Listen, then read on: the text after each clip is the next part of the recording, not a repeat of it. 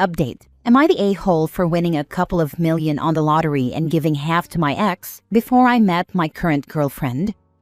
Original post. So I'm 35 male and was with my ex from school until 5 years ago. We have a child together too that we both co-parent really well. We never fall out and with each other, but the love and attraction has all gone. She cheated on me, but there's more to the story than that, and it's not all on her. 2 years ago, I happened to win around £4 million on the lottery. My first thought was my child. I wanted him to grow up with an equal life like he has mine, and the less stress his parents have, the less stress he has. I decided to split the win with my ex. We have both been sensible with the money. I quit my job as a mechanic, took my sports and football coaching badges, and with a friend, we started a business going around primary schools doing classes in all sorts of sports and fitness, and also helping out local sports clubs and teams with coaching and methods, etc. It will never make us rich, but we make around 1.5 times the national average wage. I bought a £300,000 house and a £40,000 car, and that's about it. My ex opened up a beauty salon that's doing really well and also bought herself a house. I met my current girlfriend on a night out around 6 months ago. Things have been going well. She knows I won the lottery, and that's why I've got a nicer house and car than my income will normally provide, and why I like to go away on a couple of nice holidays a year. She's never asked for anything from me materially and kept insisting on covering half the dates, despite me offering to pay every time. We are getting more serious, but nowhere near moving in or anything like that, or her meeting my son yet. It all came to a head last week when the subject of my ex came up and my girlfriend said how nice her beauty salon is. We were with a couple of my friends, and one of them said, "It should be nice, Sam paid for it." She asked what he was talking about, and before I could answer, my friend said he gave her 2 million quid. My girlfriend was quiet for the rest of the night, and then when we got back to mine, she exploded and said I was still in love with her. And that's why I gave her the money, that I wasn't normal, that no wonder a lottery winner only lives in a house like this and drives a crappy car. When I gave half away, that I was a gullible simp, how embarrassed she is by me, how we could be set for life with that money and never work again, etc., etc. It went on for so long before I told her to leave, as I'm going to bed and not listening to this anymore. I haven't seen her since, and she hadn't answered my calls or replied to my messages, apart from the odd insult. Until today, when she said the only way she could stay with me is to ask my ex for whatever money she has left to be returned to me so she can save face. I told her no, and I'm done with her. She again accused me of trying to buy back my ex, and I blocked her. Is this going to be a problem I have with other women going forward? Am I the a-hole for this? Now for the top comments before reading the update. You did a good thing for the benefit of your child and your child's mother. Well done. Current girlfriend, though, sounds like she was just after your money from the beginning. I agree, but it's surprising as she never asked for anything before. Even when her car broke down and I fixed it, she tried to offer me money for it. She was playing the long game, brother. That's why she erupted in anger, because she realized she made a bad bet that wasn't going to pay off like she was plotting. That's what my friend said. He said she was going to act like this until she had her feet under the table. Laughing out loud. It may be a problem for other women you date going forward, but that's a good weed-out method. Someone who properly loves you will see that you're a good man who took care of the mother of his child and ensured that both of you can have a good life, even though you're no longer together. I think it's a green flag. Thank you so much for putting my mind at ease. I was starting to think I'd done something wrong, but I didn't know what. Some people will say you did too much, but at the time of your win, you and your ex had only been separated for a couple of years, and if you had won it when you were still together, you would have split it 50-50.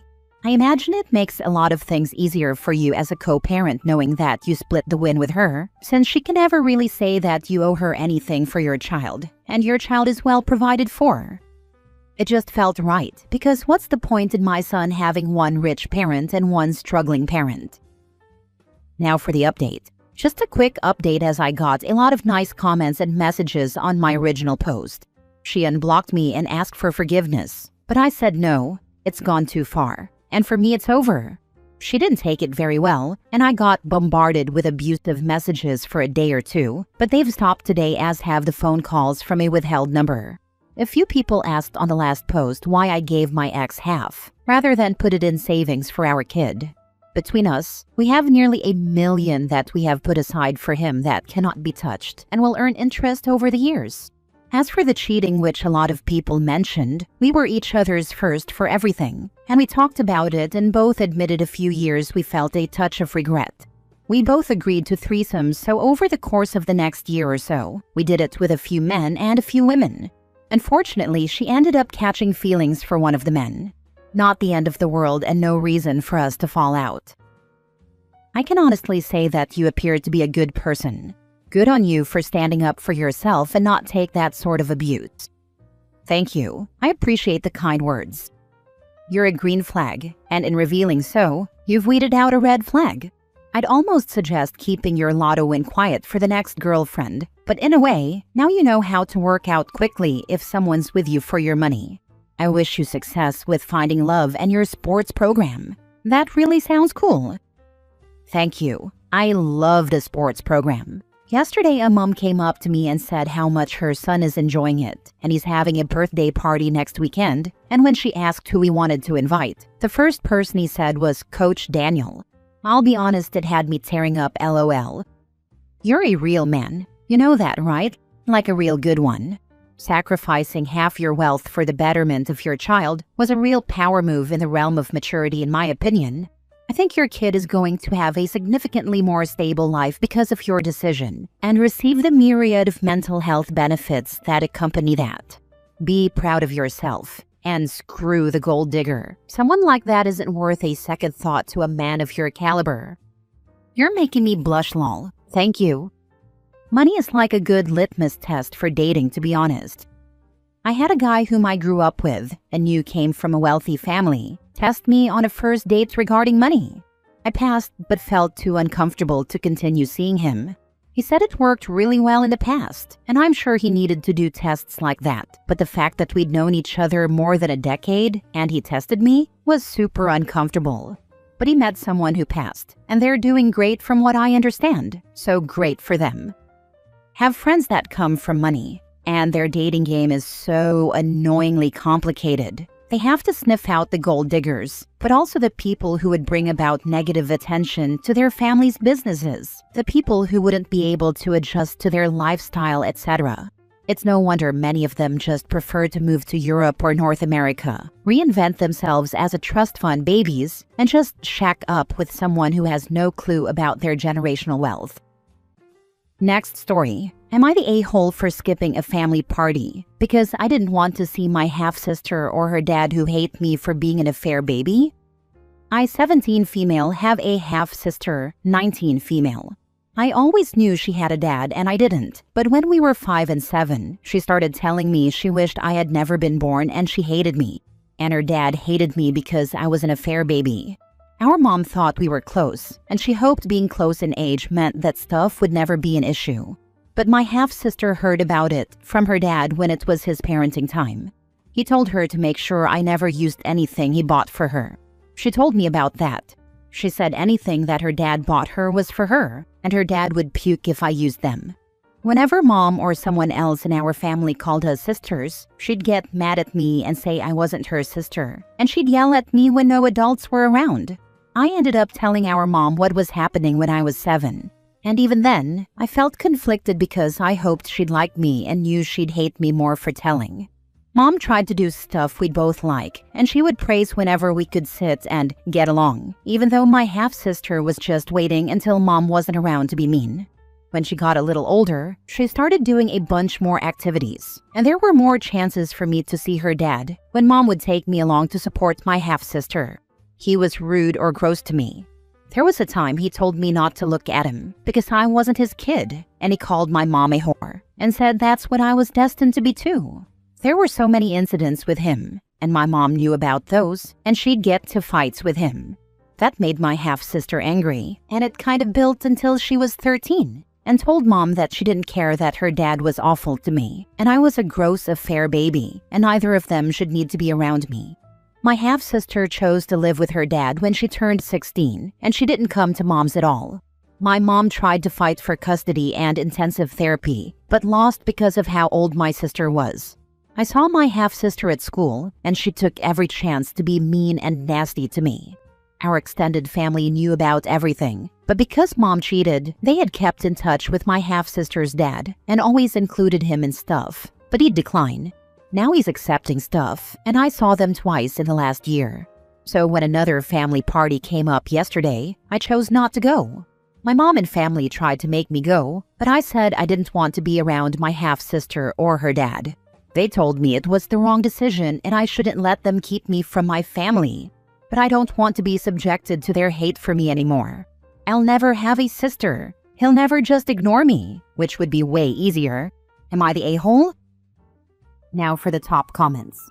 Tell your mom flat out that being forced to hang out with your sister is cruel, and she needs to stop punishing you for adult mistakes. Not the a-hole. She's forcing you to endure abuse to soothe her guilt, not your problem. She's putting her comfort over OP's safety, and that's not OP's burden to fix. Not the a-hole. Your mom and her dad are the a-holes. Your mom for cheating and creating this situation, as well as not protecting you, and her dad for treating an innocent child this way, and for brainwashing his daughter into believing you're the enemy. I feel bad for you and your sister. What could have been a healthy and supportive relationship was destroyed by these two terrible human beings. Don't go to these get-together if they're going to be there. Protect your peace. Protect your peace and skip the family gatherings. Who needs that kind of chaos when you could be binge-watching something way more entertaining? Did your mom ever told you what happened to your real father? She let me contact him. He doesn't want anything to do with me and considers me a mistake he made. Just curious, did they do DNA testing to be sure who is your father? If not, I'll do that at least to be sure who it is. Not only monetary, but for medical reasons as well. Of course, not the a-hole. Yes, he's on my birth certificate and everything as a result, and I read the official papers that said as much. Last story. Am I the a-hole for not letting my cousin have my old car, even though my aunt says I owe the family for being successful? I, 26 male, work in tech and recently bought my first new car. It's nothing crazy, just a reliable sedan. My old car, a 2009 Civic, still runs, but has a ton of miles on it. I plan to sell it cheap or trade it in. So my aunt, who's my mom's sister, heard about the new car through our family group chat. She texted me saying her son, 19 male, could really use a starter car and asked when I could drop it off. There was no question about buying it. It was just straight up asking when I could give it to them. I told her I wasn't planning to just give it away, but I'd sell it at a reasonable price. It's not worth much, but I've taken good care of it, and it's mine. She immediately got snippy and said I make enough money now. She insisted it wouldn't kill me to do something nice for my cousin. Honestly, she's always had this weird resentment toward me for getting out of our small town and doing well. Her tone turned passive-aggressive really fast. She said things like, some of us didn't get handed life on a silver platter, even though I worked full-time through college and took out loans. Now she's telling the rest of the family I'm selfish and that I've forgotten where I came from. Even my mom gently suggested I should consider giving them the car just to avoid drama. But I don't think I owe anyone a free car just because I make a decent income now. I offered to sell it fairly, they refused, and I left it at that. So, am I the a-hole? Trust me, you should sell it to someone else. Save yourself the headache. With that kind of entitlement, any little thing that happens with the car in the future is going to come back to haunt you. Well, OP, you shouldn't have sold it if the tires need changing, so you should pay for brand new ones now. So what if my darling precious has had it for 2 years and put 78,000 miles on it since we got it? And the worst part is, if the car ever breaks down, they'd go crying to the whole family again about how I screwed them over with a junk car. Lose-lose situation. That's exactly what will happen. Instead, you send a message about how it really sucks that it broke down the other day and the mechanic said the whole transmission is shot. A new one would be worth more than a car, plus all the other issues they found. But hey, you were able to junkyard scrap it for $300, so you were at least able to cover the tow. Guess you were lucky to get your new car when you did, and that you didn't give that piece of junk to your cousin. Those are exactly the type of people you should never give anything to, no matter how small. The fact that they are family and feel entitled to the fruits of your hard work already will slowly get worse and worse, with more expectations as soon as they realize the guilt trip works.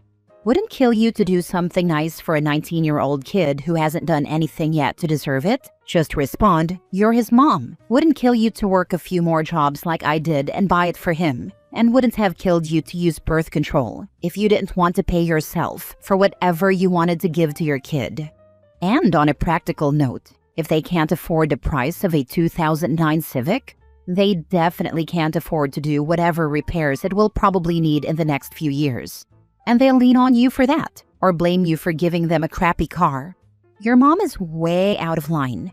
You need to tell her that she raised someone who learned that you don't get stuff unless you work hard and earn it. If she cares about her nephew, she should have the same attitude for him. You're 26, so already a full, well-established adult. You no longer need to take disrespect from your aunt just because your grandfather and grandmother chose to have 2 kids. As an adult, everyone, including family, needs to earn your respect every day. Oh, if they say they'll buy it and pay you slowly for it, don't do it. They won't. And they'll use it for 6 months. And then when it needs a repair that they can't afford, they'll just stop payments and blame it on the old car you sold them.